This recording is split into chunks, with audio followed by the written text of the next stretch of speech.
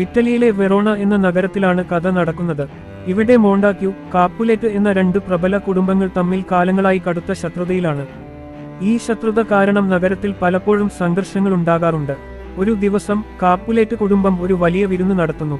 ഈ വിരുന്നിൽ റോമിയോ എന്ന മോണ്ടാക്യു കുടുംബത്തിലെ ചെറുപ്പക്കാരൻ തന്റെ സുഹൃത്തുക്കളോടൊപ്പം രഹസ്യമായി പങ്കെടുക്കുന്നു. കാമുകിയായ റോസലൈനെ കാണാനാണ് റോമിയോ വിരുന്നിൽ പോകുന്നത്. എന്നാൽ അവിടെ വെച്ച് റോമിയോ കാപ്പുലേറ്റ് കുടുംബത്തിലെ സുന്ദരിയായ ജൂലിയറ്റിനെ കാണുകയും അവർക്ക് പരസ്പരം പ്രണയം തോന്നുകയും ചെയ്യുന്നു.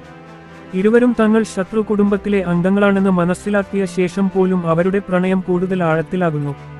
റോമിയോയും ജൂലിയറ്റും രഹസ്യമായി കണ്ടുമുട്ടുകയും വിവാഹം കഴിക്കാൻ തീരുമാനിക്കുകയും ചെയ്യുന്നു.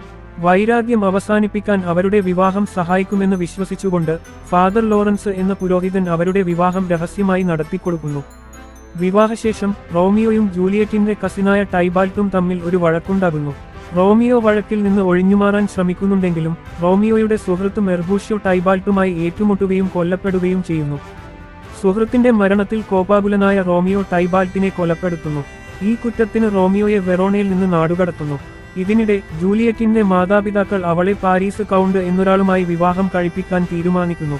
ഈ വിവാഹം ഒഴിവാക്കാൻ ജൂലിയറ്റ് ഫാദർ ലോറൻസിന്റെ സഹായം തേടുന്നു. മരിച്ചതായി തോന്നുന്ന ഒരു പ്രത്യേക മരുന്ന് ജൂലിയറ്റിന് ഫാദർ നൽകുന്നു. ഇത് കഴിച്ചാൽ 42 മണിക്കൂർ നേരം അവൾക്ക് ജീവനില്ലാത്ത അവസ്ഥയിലായിരിക്കും.